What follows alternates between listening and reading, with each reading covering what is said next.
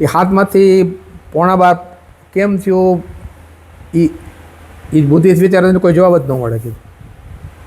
અને પછી બેન પાસે દર્શન કરવા એમ એટલે બેને કીધું બેન તમે તો ગજબનું મોકલ્યું તો કીધું પોણા 12 થઈ ગયું. તે બેન ખાલી હૈસા ખાલી સ્માઈલ કર્યું. એટલે એ મોટો એક મેરેકલ લઈએ.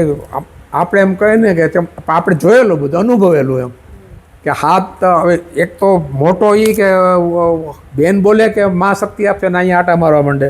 સવારે હું જાઉં ત્યારે તો નબળાઈ હોય. બેન કે હિમોગ્લોબિન નદી જશે હાથમાંથી બહાર થઈ જાય. એ એટલા શોર્ટ ટાઈમમાં કેમ થાય? આમાં બુદ્ધિ કામ ન કરે. બુદ્ધિ વિચારો તો ગોસા ખાવા એમ. માં કે એટલે બધું આ છે ને તાળ જ મારી દેવાય. આનું કામ જ નથી. આના માટે હૃદયનો ભાવ જોઈએ. બાકી બુદ્ધિ જ હલાવા ગયા ને તો ગયા તમે. ગોથા ખાઓ, ગોથા ખાધે જ રાખો.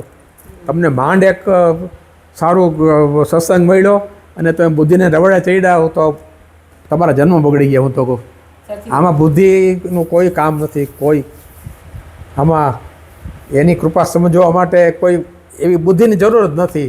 હૃદય જ બધું સમજાવી જશે. પછી એક બીજો પ્રસંગ વણી લઉં છું. મારી બેબી 6 મહિનાની થઈ એમાદ્રી. અમે દર્શન કરવા આવેલા. દર્શન કરીને અમે સાંજની ટ્રેનમાં રાજકોટ જતા હતા. આ એક solid miracle do steel happen. કોઈ એમ કે ચમત્કાર નથી બનતો. હું છાતી કહીને કોઈક ચમત્કાર બને છે. મારી આંખ સામે જોયો છે. મેં ચમત્કાર મારી આંખ સામે જોઈ છે અને એની ચેલેન્જ મારી શકું એટલી એવો પ્રસંગ મેં મારી લાઈફમાં જોયો. એમાં એવું થયું કે સ્ટેશન આવ્યું મીટર ગેજનું સ્ટેશન. ને ત્યારે મીટર ગેજનું પ્લેટફોર્મ બહુ લાંબુ હતું. એમાં 2-3 જણા ઉતર્યા એટલે અમે પાછળ જ ઊભા હતા અને ટ્રેન ઊભી હતી ને 1-2 જણા ઉતર્યા ને એટલે બહાર અંધારું એટલી લાઇટ ને ત્યારે તો એટલું બધું ડેવલપમેન્ટ નહોતું. બ્રોડગેજ નવી થઈ હતી અને અહીંયા મીટર ગેજમાં જ ટ્રેન આવતી. તો એક પગ એણે પ્લેટફોર્મ મૂક્યો. જેવો બીજો પગ મૂકવા જાય ને અહીં ખભે થયેલો અને હાથમાં બેબી ને ટ્રેન ચાલુ થઈ. ટ્રેન ચાલુ થઈ ને સીધી પ્લેટફોર્મ નીચે.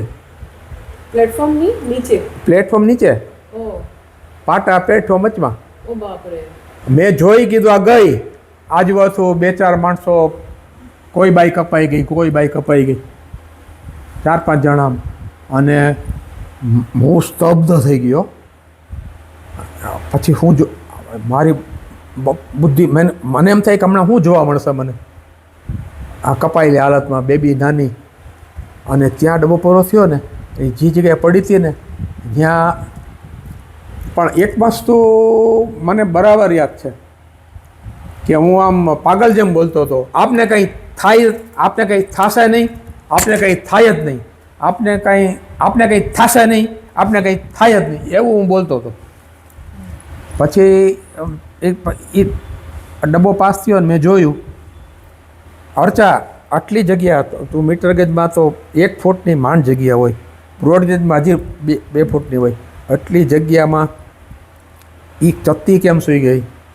હેમાદ્રી મારી બેબી એની છાતી ઉપર કેમ આવી ગઈ? ત્યારે જ મેં જોયું કે મેં કીધું આ સૂતી છે અને એનો પગ છે ને એ 4 આંગળ છેટો હતો. આ 3 કે 4 આંગળ. એટલે જો એટલે જો પગ હલાવે ને તો પગ કપાઈ જાય. સેજ પગ ગાયલો અને અંદરથી એને થયું કે જો હૈલા ને તો ગયા. આમાં સેજ હૈલા કાંઈક મુમેન્ટ થઈ અને બેબી છાતી ઉપર અને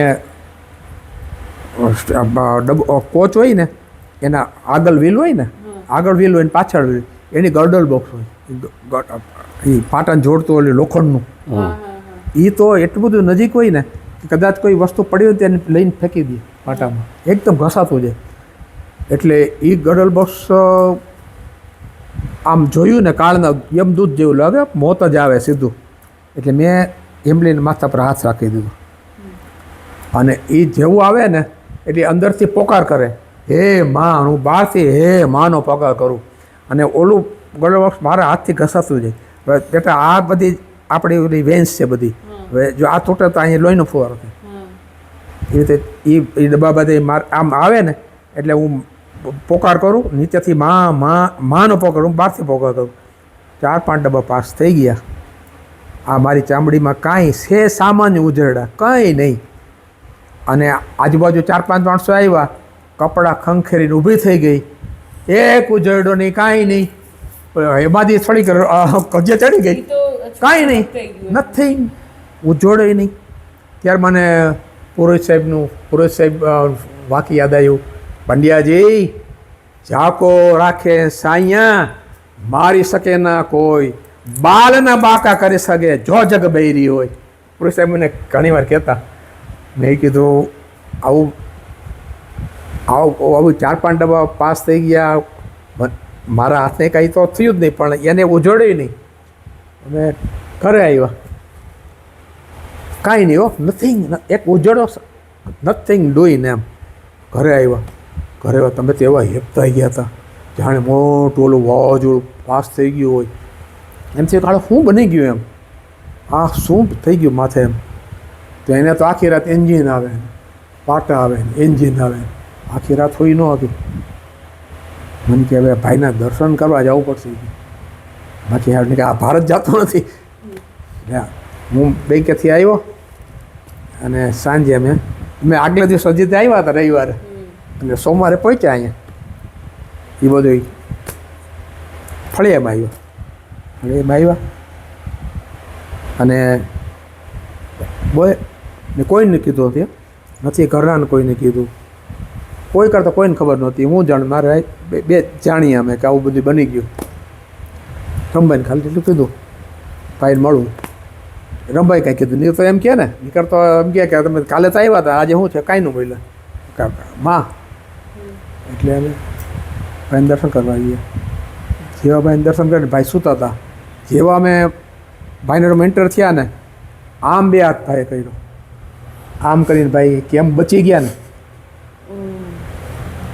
કેમ બચી ગયા ને. પછી મેં કીધું ભાઈ એક વાત કેવી છે, આપણે તો બુદ્ધિ, આપણી તો બાળ બુદ્ધિ હોય, એટલે આપણે એમ નથી વિચારતો કે ભાઈ બચી ગયા ને એમ કીધું તો ભાઈ બધી ખબર છે, પણ આ તો પછી માની લીલા છે અને આપણે બધું આ કહેવાનું હશે. એટલે ચોખ્ખે ચોખ્ખું કીધું કેમ બચી ગયા. ભાઈ એક વાત કહી, એટલે ભાઈ કહ્યું શું? ભાઈ અજાણ્યા થઈ ગઈ, જીવવામાં આવી. એ તો ભાઈ આમ થઈ ગયું, આવી રીતે આમ થઈ ગયું. એટલે આમ ભાઈઓ આવી રીતે આમ ભાઈ પછી સીધા આમ પછી આમ કે પાટા પ્લેટફોર્મ પાટા બચાય જ નહીં, માએ બચાવ્યું. હવે બીજી વાર પ્લેટફોર્મ પાટા બચાય, માએ બચાવ્યું.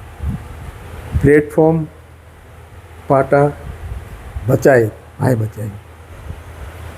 અને પછી આમ ભાઈ માએ કર્યું, એ ગયું આમ કર્યું, આમ જ એ ગયું એટલું બોલ્યા જાણે કોઈ કાપી નાખ્યું કે હું કર્યું એ માને જાણે. અને મારી સામું પ્રેમ દે આમ કરુણાની દ્રષ્ટિથી મને કહે, it was mystery, it was, શબ્દો જોજો, it was mystery and grace of the mother. પછી મને કે આ પ્રસંગ તમે લખીને આપી દેજો સંઘમાં. મેં હળવા ફૂલ થઈ ગયા પ્રદેશભાઈ. બહાર નીકળ્યા ને તો કોઈ બહાર નહીં, કાંઈ નહીં, જાણે કાંઈ બન્યું જ નથી, નથિંગ હેપન્ડ એમ. ઘરે ગયા, હાવ બધું ઉડાડી દીધું બધું. ભાઈના દર્શન માત્રથી કાંઈ ન મળે. આવું બન્યું તો એ કાંઈ યાદ જ ન, આવો પ્રસંગ આવીને વાત કરે ત્યારે વાત નીકળે, પણ બીજે દિવસે ત્રીજે દિવસે પછી તો એની અસર હોય, એની ઇફેક્ટ જેને આ ધરતીકંપ આવે ને કે આફ્ટર ઇફેક્ટ એને માટે બીજે દિવસે ભૂલી ગયા બધું.